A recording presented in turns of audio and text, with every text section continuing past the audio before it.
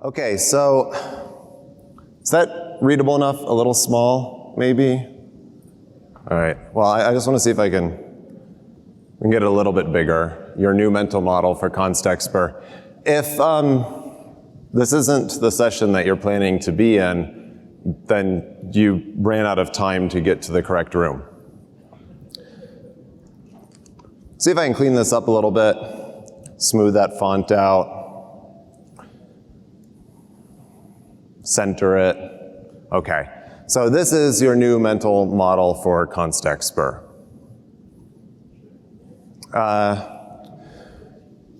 My name is Jason Turner, host of C++ Weekly, there's stickers, co-host of CppCast. I do training, code reviews, speaking, that kind of thing. I did that one Commodore 64 talk a few years ago that a lot of people liked. I just thought it was funny to put that in here because I've had so many people like, hey, you're the one who, yeah, I'm the one who did that talk. Okay. I think I forgot to put this on the slide, but my style is you interrupt me and just yell out questions if you have them. I know I'm supposed to repeat them. If I can't hear you, if you're in the back, you have a mask on, it's more difficult to hear, then come up to a mic or something. I'm going to give a little bit of history on constexpr, some ideas to get you thinking differently about constexpr, some practical application. So what is constexpr? My words. Simply put, constexpr in C++ is the act of moving computation from runtime to compile time. So I want to break some people's opinions here. Constexpr is not metaprogramming. See, these are two different things. According to Wikipedia, metaprogramming is a programming technique in which computer programs have the ability to treat other programs as their data. It means that a program can be designed to read, generate, analyze, or transform other programs and even modify itself while running. Wikipedia goes on to say, template metaprogramming, which is what we think of in C++ when we talk about metaprogramming usually, is a metaprogramming technique in which templates are used by a compiler to generate temporary source code, which is merged by the compiler with the rest of the source code and then recompiled. My note, effectively templates and types are the program that's being manipulated by your program as data. So I'm not talking about that at all. I'm talking about moving code from runtime to compile time. Very high level overview of constexpr. I teach entire classes on constexpr, so we're not going to do all that here. In C++ 11, you could have a single return statement only. I'm just pointing at Ben because I knew he had so much fun doing constexpr things in C++ 11. Constexpr members implied const. You could not have mutable member functions in C++ 11 that were constexpr. Non-virtual members only, no switching or branching technically, but you can have ternaries. So you can accomplish an awful lot in C++ 11's model of constexpr. Almost Turing complete. I commented on Twitter at some point that it was Turing complete, and then I got corrected. Does it matter if it's Turing complete, Ben? Yeah. Ben says it doesn't matter if it's Turing complete. Very little standard library support. Things that could have been constexpr in C++ 11 even weren't yet with the limitations. And all types that you used had to be literal. C++ 14, we're allowed to have multiple statements in our functions now. Ooh, that was fancy. Constexpr members no longer implied const. I think that's technically a breaking change from 11 to 14, because if you had a constexpr member that wasn't explicitly const, then you recompiled in 14, it's no longer a const member function. Lambdas, not yet allowed in C++ 14. It is, I think, definitely Turing complete, but again, sorry, just referencing Ben, because he said last night, Turing completeness is overrated, so Turing complete, we'll take Ben's word for that at the moment.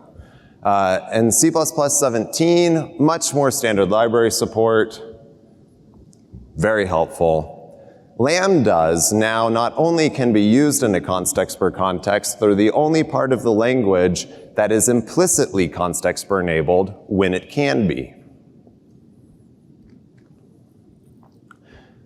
C++ 20, just opening the floodgates in C++ 20.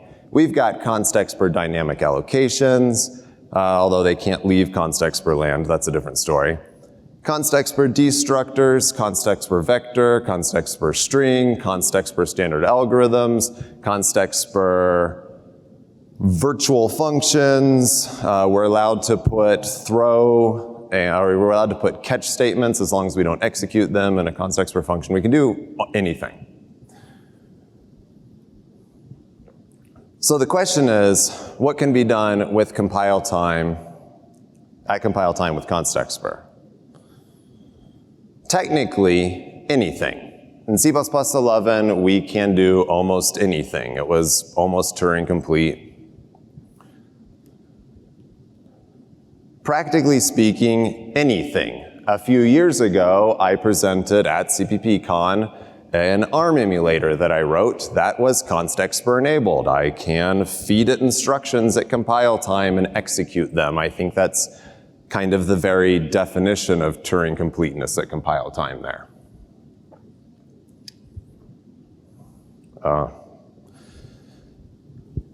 So do we have any questions yet before I move on about what's possible in constexpr context? I'm in a room full of constexperts. What's that, Marshall?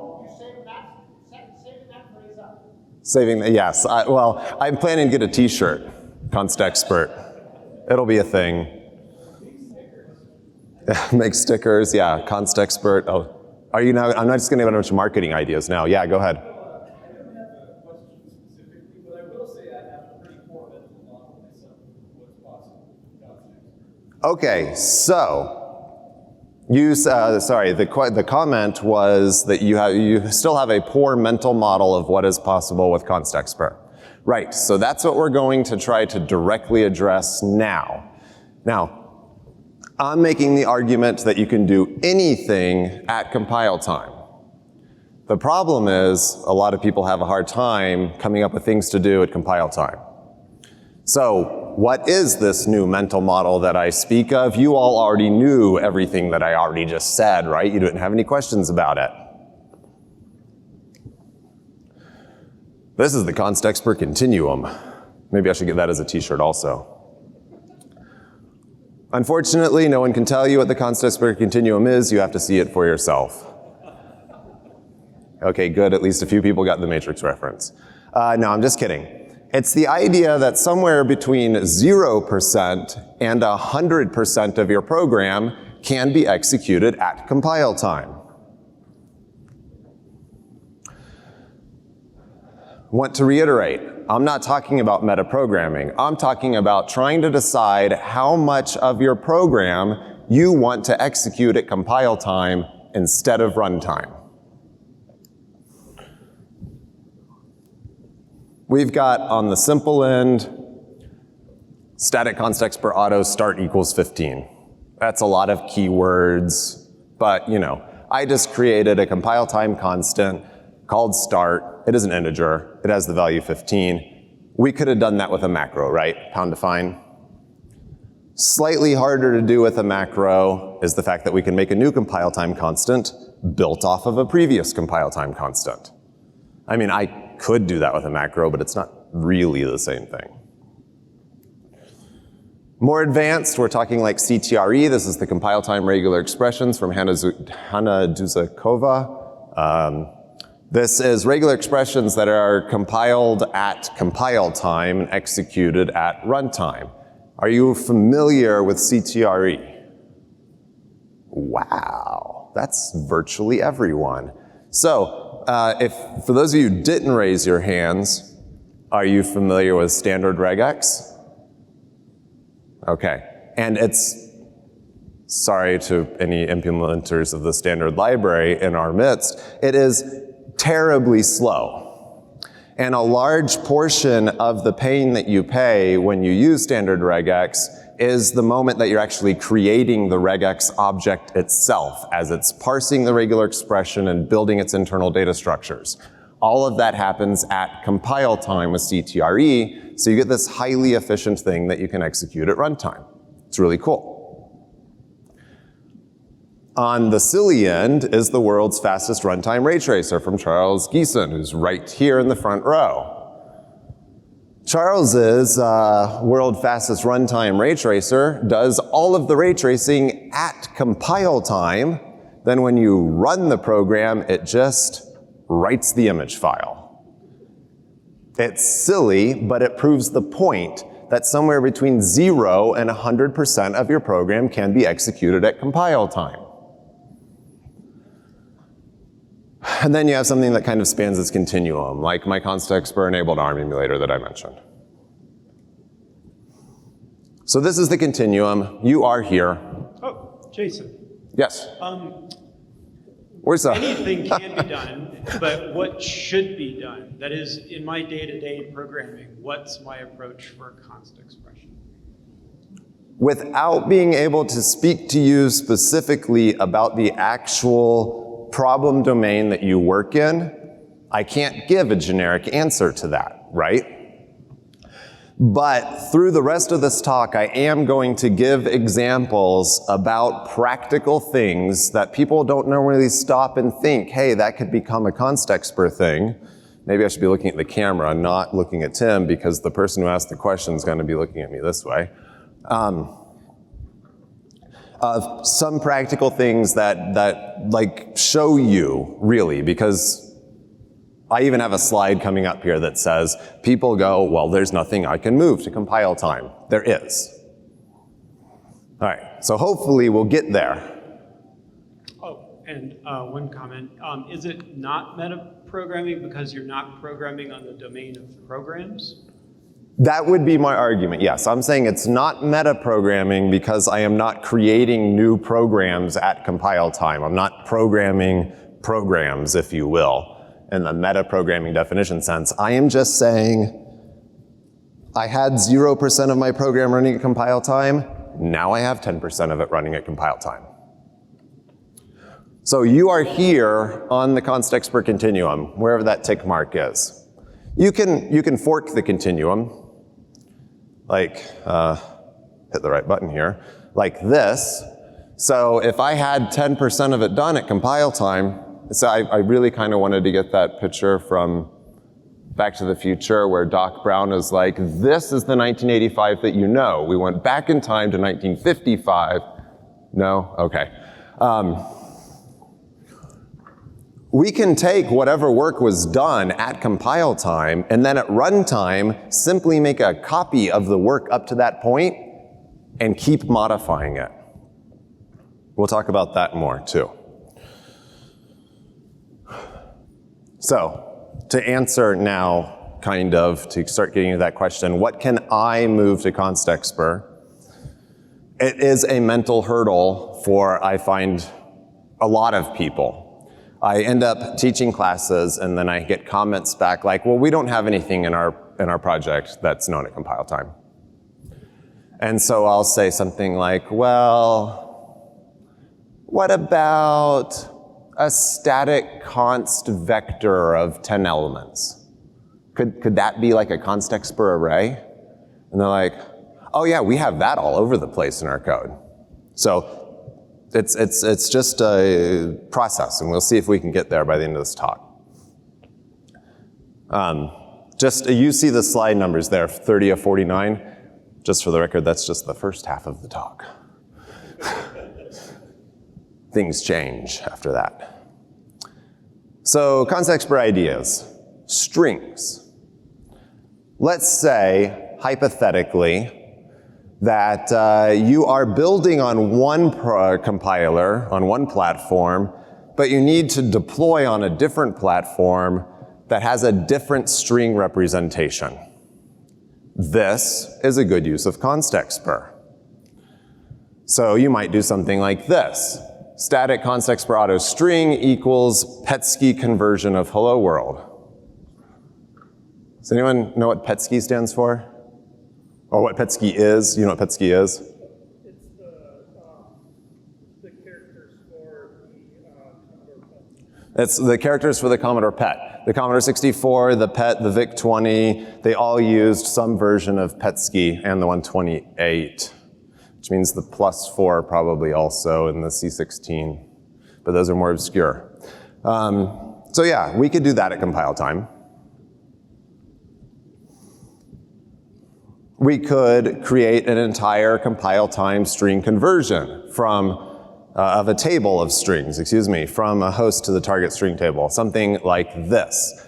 I might have static constexpr auto string, whatever string table, equals make string table. Make string table is just a constexpr function that takes a list of strings, converts each of them into a PETSCI string, and then makes a table that you can access at runtime. All the work's done at compile time.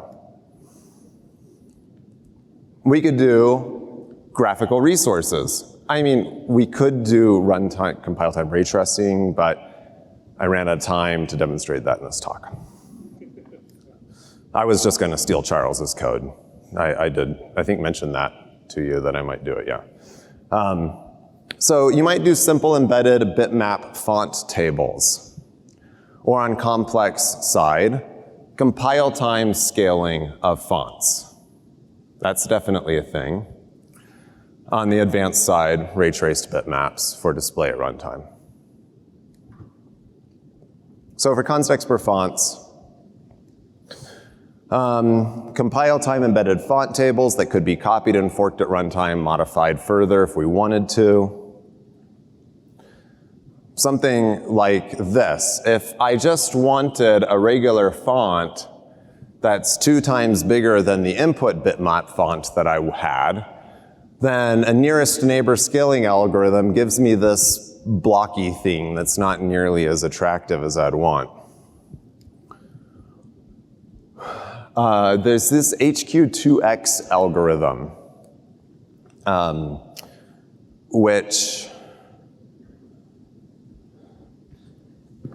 was developed by people who wanted to scale their graphics for emulators, to get better scaling of graphics for emulators. That's how I want to phrase that.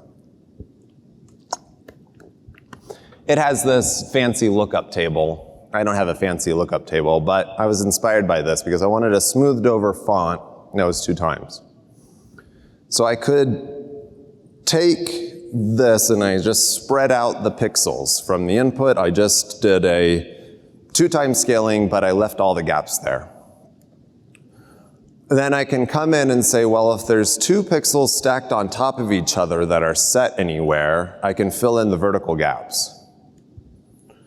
And then if there's 2 pixels that are beside each other horizontally, I can come in and fill in the horizontal gaps.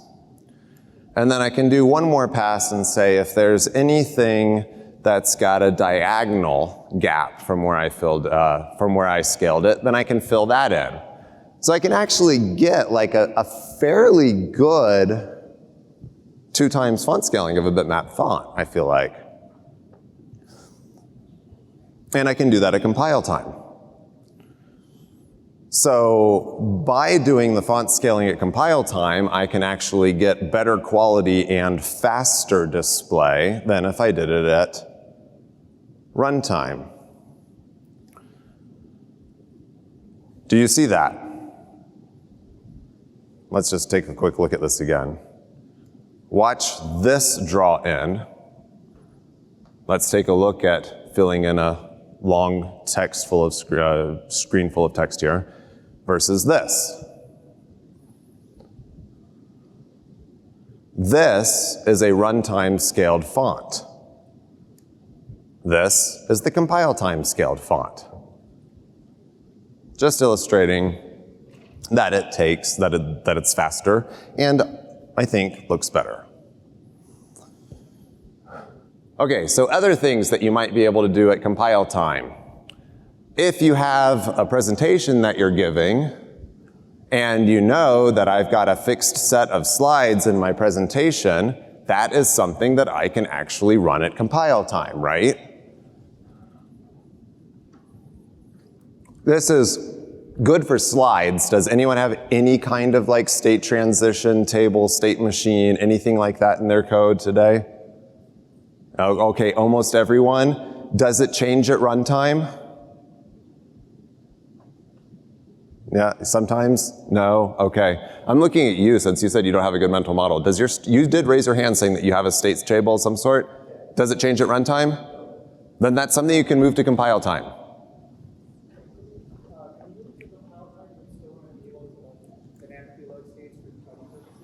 Could you move to compile time if you still want to dynamically load states for debugging time? You could certainly have some that are generated at compile time, and then you pass a reference to those to your state transition machine or whatever, and have some that are runtime, or you could have just a whole set of compile time ones and then choose which one of those you want to execute.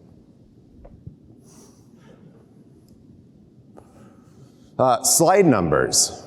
That's interesting. See where it says 44 out of 49 down there at the bottom? It turns out that lib format, lib format, it's our favorite formatting library, right? Yeah? Turns out it has full constexpr support now.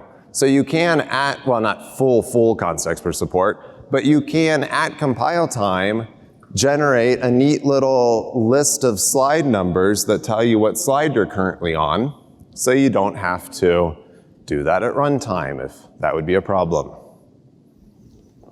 Jason. Yes. Since we're talking about compile and runtime, is there any way to know if a particular constexpr function is happening at compile time or runtime, other than diving into the compiler output? The simplest answer I can give is if you have static constexpr, you are effectively guaranteed that that object is going to be evaluated at compile time. Does that answer the question, do you think, Tim? Since you relate it? Okay. All right, so by moving more to, oopsie. I got off a little bit here. There we go. This presentation that I'm currently giving is about 32K. I was limited to 32,768 bytes. It is currently at 32,758 bytes. Oy. Yeah, I got 10 bytes of headroom here. About 17K of this is just compile time data tables. It's slide transitions, it's text representations, it's fonts, it's that stuff. So just in case you hadn't caught on at this point for stating the obvious, I am actually running this whole first half of the presentation on a Commodore 64 emulator, written in C++20. I didn't hold back with any C++20 techniques that I used or standard library features. I just didn't do things at runtime that I didn't need to do at runtime. And this is running at full, like 100% normal emulated Commodore 64 speed. No, I didn't bring another Commodore with me to CppCon. The last one did not survive the trip back and forth.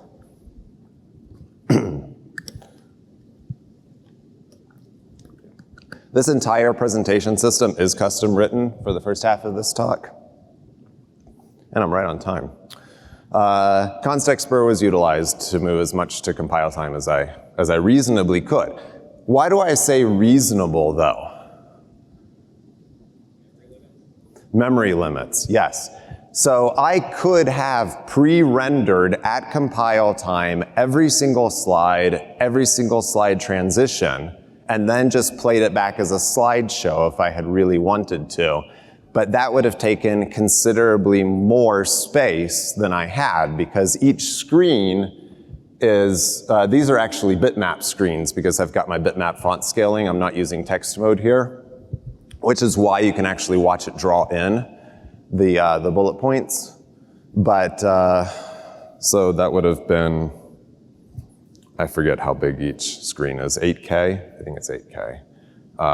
And I would have very quickly run out of space. So I had to make a balance. I had to move the things to compile time that it made sense to and execute the things at runtime that it made sense to. I could have gone anywhere on the continuum, from 0% to 100%.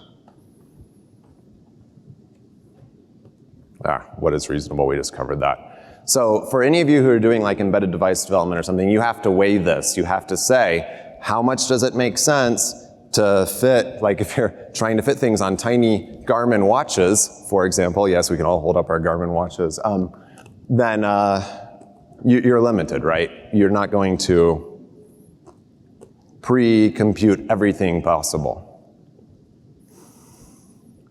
So further ideas. It is possible to have done compile time compression of all of my slide data. Then I would have just had to decompress it to print it back out.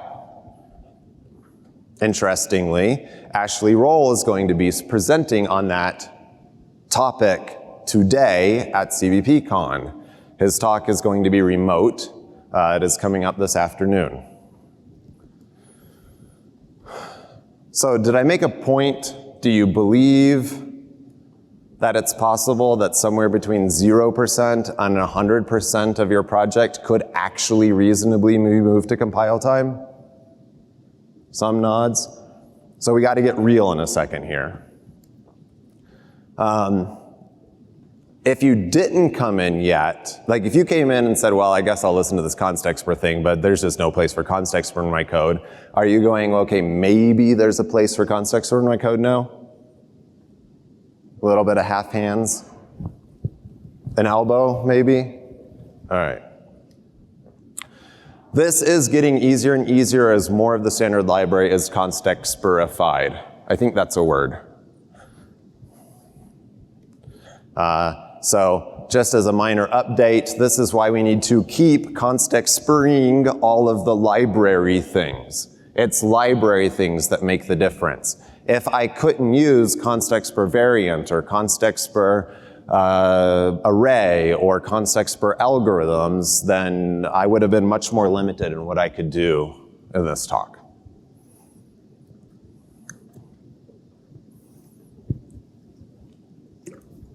All right, we're going to move to more practical examples, and this is where I really go off script because I don't have slides at all for the rest of the half of this.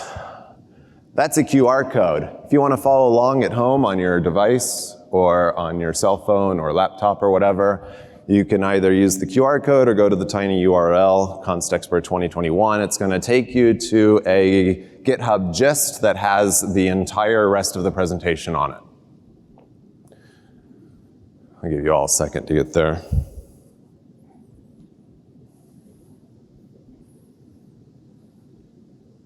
Question, yes? I really could. I'm curious that why it's not a compiler job. You know, I mean the optimization phase of compiler job to read all code and, you know, convert some part of the code to the const expression. Right. Okay. Yes, so the question was, why is it not the compiler's job to just constexpr things that it knows can be constexpred and we don't have to tell it?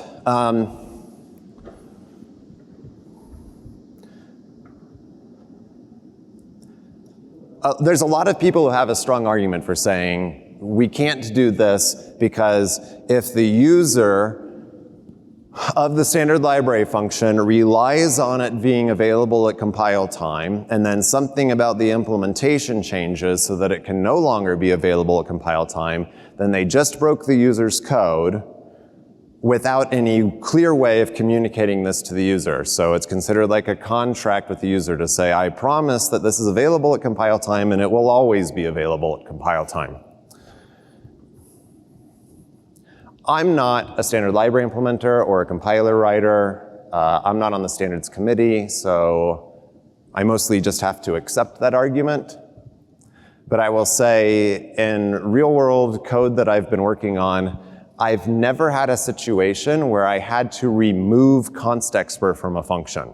If I made this function available at compile time, I never said, oh no, I actually meant that I had to do some inline assembly, or whatever. But even now in C++20, you could still like say, if is constant evaluated, and block around the inline assembly and go back to something that's portable. Or you could still throw an exception just as long as you don't throw it at compile time. Because if you throw it at compile time, you'll just get a compile time error. But if you had an exceptional case, I mean, sure. There's, talk to people who are involved in compilers. Who's here? Is there anyone from GCC or Clang at CppCon in this room today? In the Visual Studio team? Well, yeah, Gabby, I've seen Gabby. I haven't seen like anyone else. Huh. Okay, so if those of you who wanted to get this, had this what question? What about if, as a programmer, I do something inadvertently and use it in a context where the compiler can't constexpr it? Like maybe I take an address, maybe that's an example. Is there some way I can know that? Oh, you can totally take references and pointers to constexpr things at constexpr time and store them in constexpr ways. That's fine. But calling a constexpr function, say. And you're saying, could you repeat the question from the top, please?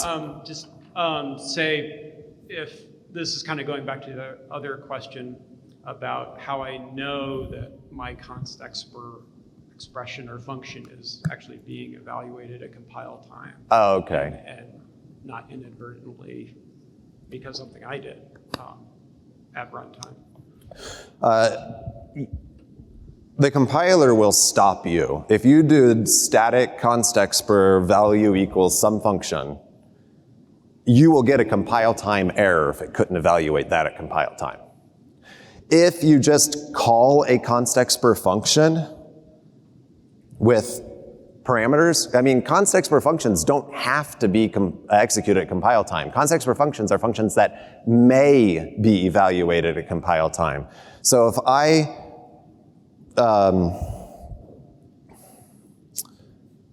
call a constexpr function but don't do anything with the result from it, it doesn't return a result, then I have absolutely no guarantee at all that this thing's going to be evaluated at compile time. I do have to tell the compiler, yes, this result needs to go into a constexpr variable, therefore you need to do some compile time evaluation, unless it's a const eval function, which must be executed at compile time, and that was added in C++20, but I have to say I don't have enough real-world experience with that to talk exactly about it. I am using it in places. If anyone else has a comment on const eval, do you want to comment? You can use the mic if you want to, because you're right there, Ben. It seems to me it's ideal for UDLs. Well, yes. A case where UDLs would require anything other than const eval. Right, yeah, so that's a good point. If you want to prove that your user-defined literal is evaluated at compile time, which there's almost never a reason for it to be done at runtime, const eval is a good use case there. Okay. We had the QR code. So those of you who have already been reading ahead, you already have some idea what's going on here. But this is our code. I've got character, CppCon, templated things. None of this is really constexpr yet. But the idea is that I'm taking a block of text and I am splitting it into lines that will fit on my screen 40 characters wide. And then I am centering those lines on the screen. And I have my centered line drawer. So, there's no line numbers on here. That's a little bit unfortunate. Right here, I'm saying, hello world, let's write a long string that needs to be split up, and after it's split, we can draw it. So I've got my centered line drawer, and I pass this string to it. So this CppCon conversion, note I have const auto string here. I'm not doing constexpr auto string, so it's not doing this at compile time. The optimizer could have chosen to, but it's not in this case. So I can go ahead and, of course, click on everyone's favorite website, Compile Explorer. And we are just kind of gonna do a little bit like, we're not gonna do the like walk through every line of assembly thing that we did last time I put this much assembly on the screen. We're just gonna scroll and say, hey, look, there's no data tables in here. This whole thing is happening at runtime. The only data that we've got is this hello world string right here. That's the only compile time constant. So I've made one tiny change, and that is to take my PETSCI2 function, mark it as constexpr, and then do constexpr static auto string. Again, this constexpr static because I want to say, yes, you need to do this at compile time.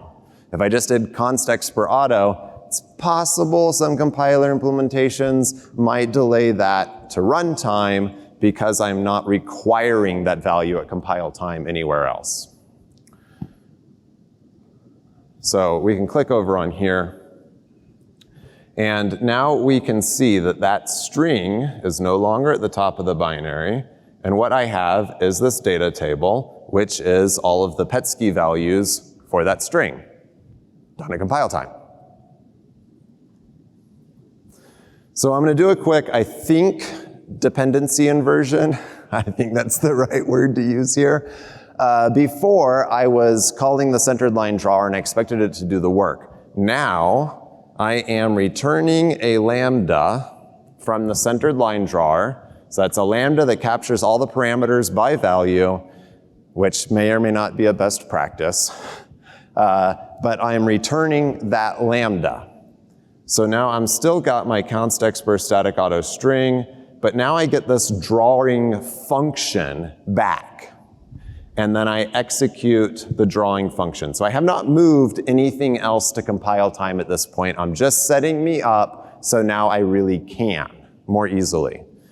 And so I will say, I am now inside the continuum. How is that font size for those of you in the room? Can you read this? Okay. I have 5 units of work. Convert ASCII to PETSCI, split one line into several, or one string into several lines, center those lines, center the paragraph, draw the paragraph. I have gone from 0% of the work being done at compile time to 20% of the work done at compile time. I have moved one work unit. Now I am going to use a lambda for save and continue behavior, which I personally think is incredibly awesome.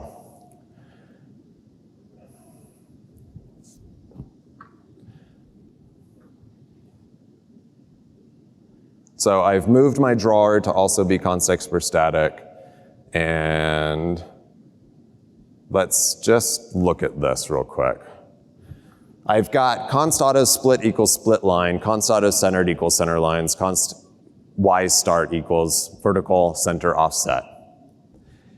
Any line that I move from here to above here magically gets performed at compile time now. Does that make sense at all? I have to execute that line in order to be able to create the lambda that I'm trying to return. So now here, when I say, give me back this lambda, anything that happened before the creation of that lambda had to happen at compile time. So we're going to move the split function to compile time. All I did was move it from inside the lambda to outside the lambda. Now I'm capturing those results and I'm creating a constexpr static lambda with the split work done at compile time. So now we can see that we've got just a tiny bit of code that's actually executing at runtime, and the rest is this data table split up.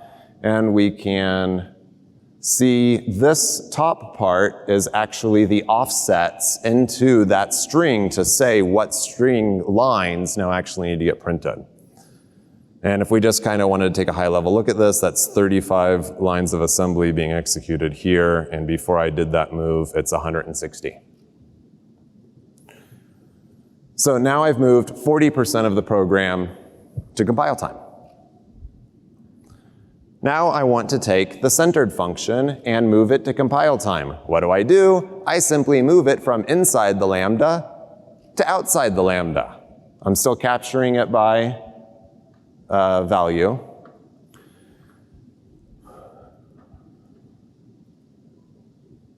Oh, compiler explorer, don't fail me now.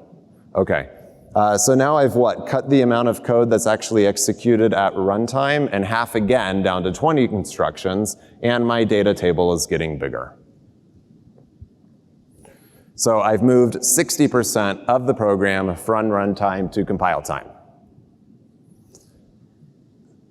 I'm not really doing anything fancy here. I'm just moving another line of code from inside the lambda to outside the lambda. And again, requiring the compiler to do that work for me at compile time here when I create that lambda at compile time.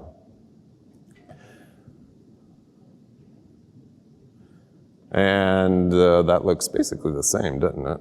That's not right. Is that right? Well, the compiler had chosen to optimize that for me already.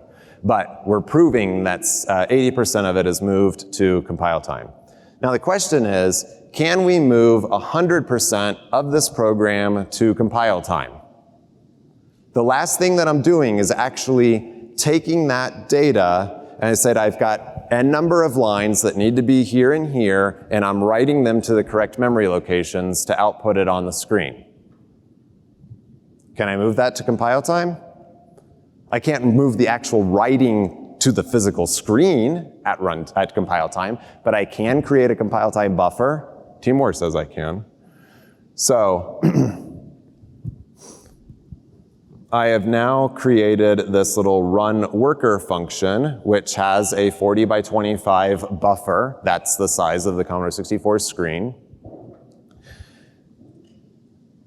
And so now I get the worker. This has all of the setup done at compile time, and then I pass that to the thing that can build the buffer at compile time. And then I call blit at runtime. This is the actual function that's going to write the thing to the physical screen. Yes, Tim? Why are the functions like centered line, drawer, why are they static? Why are they static? Oh, just the only reason I made the free functions static was so that they didn't become noise in our compiler explorer output. Because as a static function, it's not going to be emitted into the translation unit. So we just don't see the noise if they're not being called, because they were all being inlined and not actually doing any work at all at runtime. So it was just to clean up our output there. The person who asked that, you're free to use these Godbolt links and delete static and just see that it creates the function at the top of the output. Okay, so now I've moved 100% of my program to compile time except for that last draw. And this now becomes our program. We've got 7 lines of assembly, move, rep, move, SQ. All it's doing is saying, write these 1024 bytes to this location in memory. Done.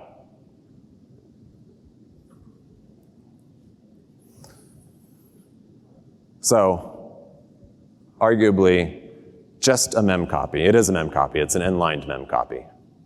100% of it done at compile time. So I wanted, and I'm finishing slightly earlier than I expected to here, but that's fine. I wanted to give you a new way of thinking about constexpr. Reconsider what can be moved from runtime to compile time. Constexpr data, constexpr static data, though, isn't really the end of this. If you consider my ARM emulator, it is entirely possible that you could take my ARM emulator, say I want to execute these 20 instructions at compile time, and then you create an instance of that object, of the emulator state at compile time, then at runtime you can copy it and continue whatever processing you wanted to do. Oh yeah, go ahead.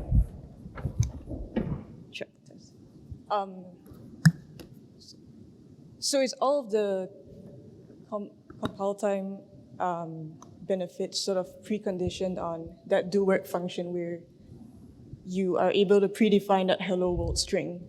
So what happens if you didn't know that, like, that string was going to be that string? Would you lose all those benefits? Yeah, that's true. So if you didn't know, I'm just in the habit of repeating the questions because I'm used to people yelling out, not using the microphone.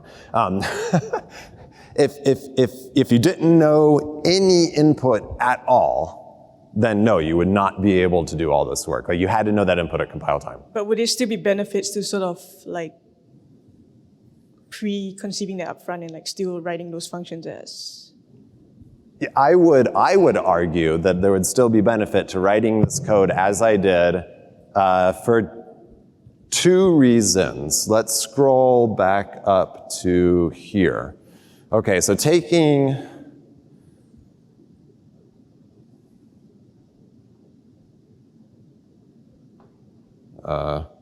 that is incorrect. Oops, isn't it? Yeah, that one's wrong. No one called me out on that one. Taking this version right here, where I've been passed a string view, and then I want to generate the code that can write it out to something. Let's say hypothetically that I want to draw this string more than once. Now, I mentioned at the beginning of this, I called this like save and continue behavior of lambdas. I'm sure this is a technique other people used. I had not seen it used before I was messing around in this code. But I have now, I can call this lambda as many times as I want to, and all of the expensive work was already done. So even if you take nothing else away from this and think, well, no, I don't know the input at compile time, but I do have some things that I repeat every now and then, or some state of computation that I can do up to step 3, and then steps 4 and 5 have to happen at runtime. You could totally use this technique. I've seen, code where you create a struct with the current cache state, and it's all complicated, and you try to keep everything organized. Just let a lambda do that work for you. What is the size and shape of this lambda that I'm returning? Meh, right? I don't care. What I know is that it has my pre-computed split, centered, and y-start data that I need to do the rest of my work. That's pretty cool. I think that's cool. When I did this, I was like, that's cool. I'm gonna use that again someday. So hopefully you at least take that away. Hey, Jason. Uh-oh. What are the iteration limitations in const expressions? How about limitations on recursions? Well, you're only limited by how much time you're willing to spend waiting for the compiler to do those. I mean, compilers all have a defaulted limitation for recursion and iterations. And so you might get a compile time error saying that you exhausted those limits, but you can always just do like --f constexpr limits equal 20 billion, and you're good. Go ahead. Is this on? Oh, it is now. Hey, Jason, thanks for the talk. So you keep saying that you can do this, like you can add constexpr to make the compiler do these things at compile time. Uh-huh. But the compiler can do these things at compile time unless you use volatile. So have you tried doing these code samples with like adding in just GNU always inline and some aggressive optimization to get the same results? For my use case, for this example, I had to know and prove that it was doing a compile time. Otherwise, it wouldn't have fit in the binary that I needed. And so that's really what I prefer to focus on, is how do we know and prove this instead of saying, how can we convince the compiler to do it most of the time? Because in that case, if you made one little change somewhere that you weren't, then you have to reevaluate the binary. Did it still do what I wanted it to do? Because again, there's no guarantees. And if I set f inline limits to infinity, there's still no guarantees as to what it's going to evaluate at compile time, right? So you'd prefer that over, say, aggressive micro-benchmarking or something like that to guarantee your performance? I'm not going to say it's about guaranteeing performance. I'm just saying it's about guaranteeing that something that you wanted computed at compile time was computed at compile time. Okay, that works. I might interrupt the line here so that I can get to like the last thing that I wanted to talk about. Go ahead, Timur, though. Yeah, hi. So I have a question. So in theory, if you execute stuff at compile time, it's not actually running on your machine, right? It's running inside the compiler, which acts as this weird C++ interpreter at Right. that point. So this actually has a very interesting property. You can't really have undefined behavior in there. Right? Correct. Because as soon as you do something that you're not allowed to do, because it's all interpreted, the compiler's going to know, and it's supposed to like give you a compile error. Right. So my question is, if you do this in practice, do you actually find that you do find errors or bugs or like undefined behavior that you wouldn't have found if you wouldn't have done this at compile time, like in practice? I say yes, but don't believe me, because I believe the session like right after mine or this afternoon here, a local session at CppCon, is constexpr the rest of the things, something like that. Does anyone remember what the title is? Anyhow, they are moving a microkernel OS to constexpr to prove that their operating system doesn't have undefined behavior because of all of their tests are executed at compile time. That's the synopsis for their talk. I don't know any other details. It's constexpr day at CppCon. That's pretty cool. Thank you. Oh, real quick, in that same vein, question. There are pointer arithmetic restrictions in constexpr that prevent overruns, etc. Yes. Could you please talk a bit about that? I don't know if there's anything else to say about that. If you try to index past the end of allocated memory or a stack variable in constexpr time, you're going to hit a UB limit and it's going to fail to compile. That's a good thing, and that has caught bugs like in my ARM emulator where I'm like, what do you mean I went past the end of memory? I don't know where. So yeah, it's an entirely other topic of how to actually test constexpr code, but you have to compile. If you are trying to actually move this much stuff to compile time, you probably have to explicitly compile two versions of your test, one that executes at compile time and one that executes at runtime, because there's no compile time debugger for your compiler, unfortunately. So I just want to demonstrate this, and then I'm happy to answer any more questions. I still have got 7 minutes on my clock. But I scrolled down too far. I mentioned forking the continuum, so I just want, or however you want to phrase it, I just want to discuss that for a second. On this line that says static constexpr auto data equals run worker, that's where I've actually created the fully blitted out 40 by 25 screen of data. I can still work with that data. That's where I want to point out that constexpr can just be a tool to get you to a certain point. Like I can do, 90% of the work at compile time, but that last 5%, 10%, I have to do at runtime because that's based on some runtime input. So for example, if I had rotate left, like I want to take all the columns on the screen and just rotate it one character left, so everything rotates around, it's a kind of demo coding kind of thing or whatever, like have the screen rotate. That thing I can't do, well, I could do that at compile time, but let's say I don't know how many units I want to rotate it left at compile time. Then I can write I probably shouldn't play with the mic, huh? I can write my rotate left function that takes a const reference to the screen data, does a copy of the compile time computed data, and then rotates it, and returns that rotated result. And if we care to actually look at the compiled code, it's inserted in the rotate. I mean, it got all inlined in and everything with mem moves, and then it still has that mem copy to blit it back out to the screen. So I want you to think about it as like a tool, a stepping stone to get you there.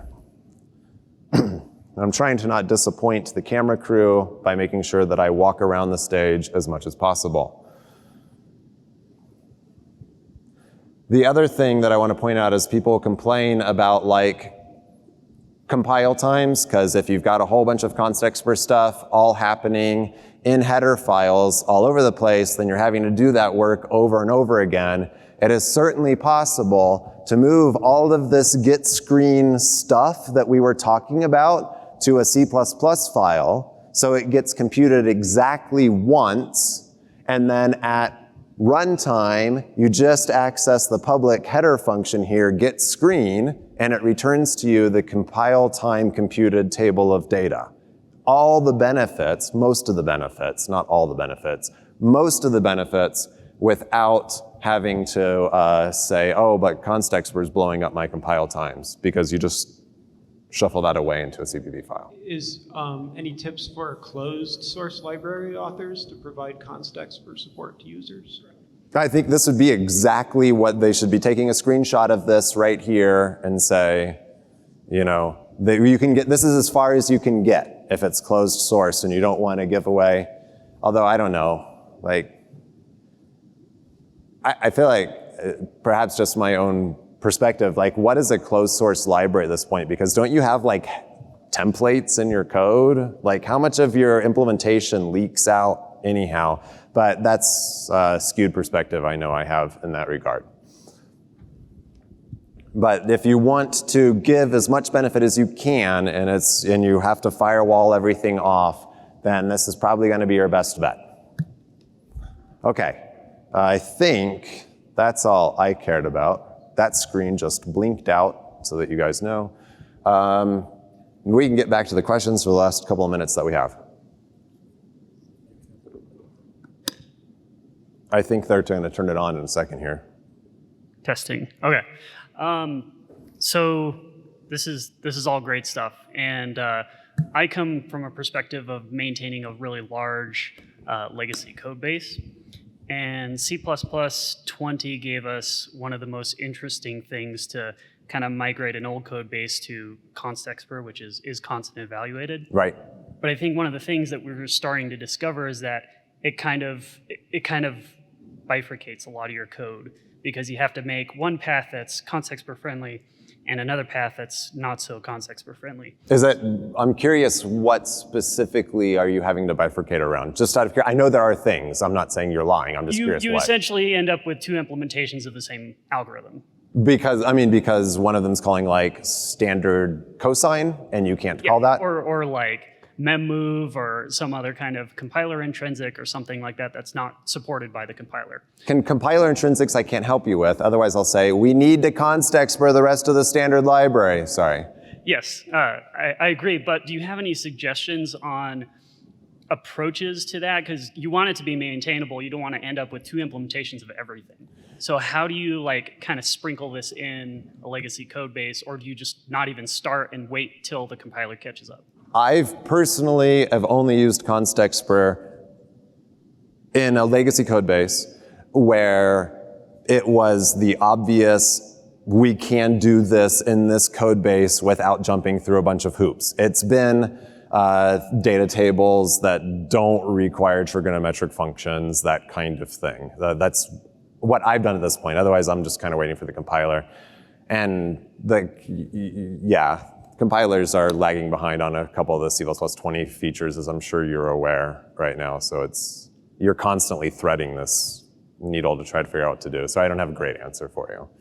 Thanks. I'll do alternate.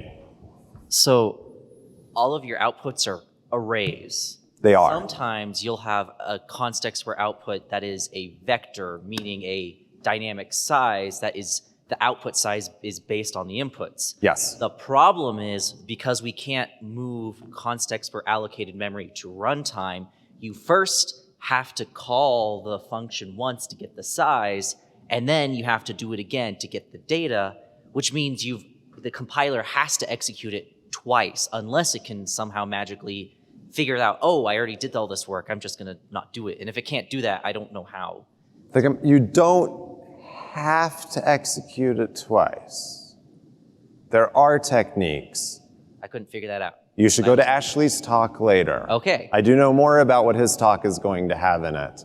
And it does have to deal with these things, because compile time compression, you don't know what size the output's going to be, right? So, there's options. Comment, not a question. Oh, I see.